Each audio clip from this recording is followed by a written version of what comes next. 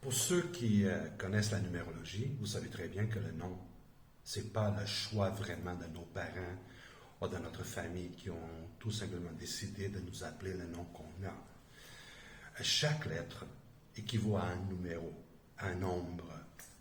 Et chaque nombre a une vibration. Et si cette vie est à moi, sûrement je suis le responsable. Et j'ai choisi mon nom. J'ai choisi tout ce qui est dans ma réalité. Je comprends très bien que ce n'est pas ça qu'on nous a enseigné à l'école, que notre société nous a enseigné. Mais c'est ça la réalité. Bon, parce que vous êtes plusieurs à me demander, Antonio, fais une vidéo en français, parce qu'on ne comprend pas le portugais. Bon, écoutez, c'est sûr que je ne peux pas me diviser en 3 langues très facilement, parce que il reste que la journée a juste 24 heures et ma vie est assez remplie, merci. Mais aujourd'hui, j'ai décidé de faire cette vidéo pour vous montrer comment on arrive à savoir les secrets derrière notre nom. Et j'ai choisi le mien.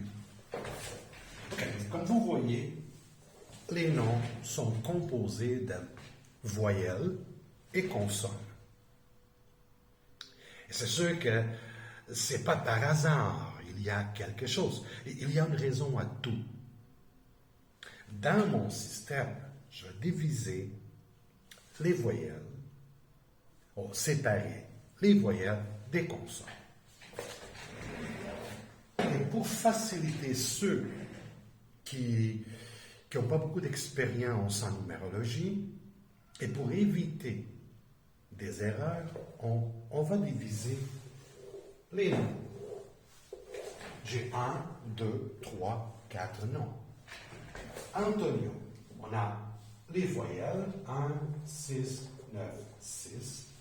Luigi, 3, 9, 12, 6, 1, 6. Dans la numérologie, on doit toujours réduire un nombre simple au double. Exemple, 11, c'est une vibration double, on la laisse telle quelle.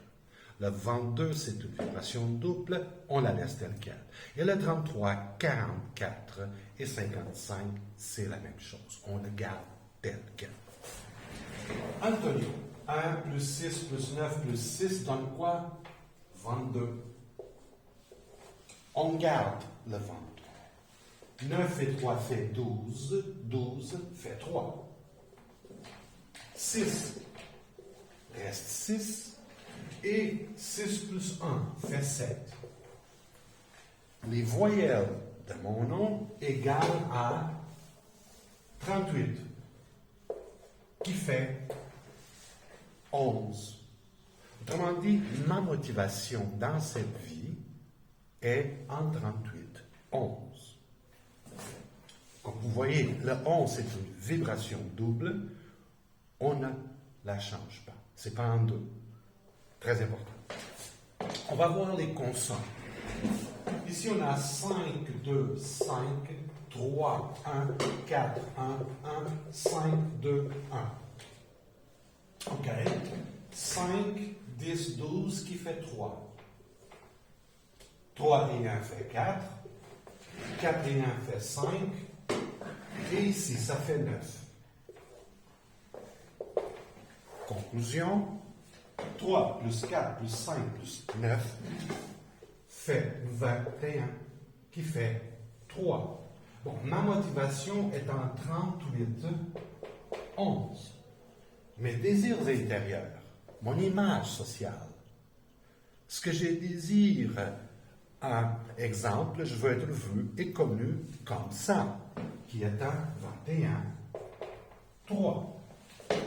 Maintenant, pour l'expression, c'est-à-dire mon potentiel, ce qui se passe au niveau de ma profession. Si je veux consulter en numérologie, dans quoi je devrais aller professionnellement, je dois regarder, analyser le nombre d'expressions. OK. 22 plus 3 fait 25. 25 fait 7. 3 et 4 fait 7. 6 et 5 fait 11. 9 et 7 qui fait 16 fait 7. OK. 7 plus 7 plus 11 plus 7 fait quoi? Voilà. 32. 3 et 2 fait quoi? 5. OK. Pour vous aider à comprendre qu'est-ce que ça veut dire, qu'est-ce qui me motive dans cette vie ici? C'est le 11. Mais c'est un 11 qui sort dans 38, pas en 65, pas en 29, en 38. C'est-à-dire que mon 11 a un peu de 3 et un peu de 8. Mon 11, je suis motivé par l'illumination, par la spiritualité libérale, par une vision beaucoup plus vaste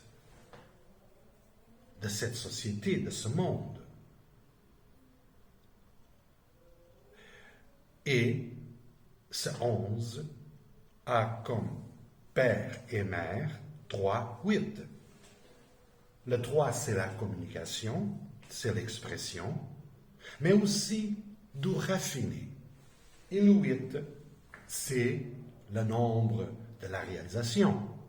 Autrement dit, mon 11, oui, rêve d'une spiritualité qui est équitable, une spiritualité inclusive,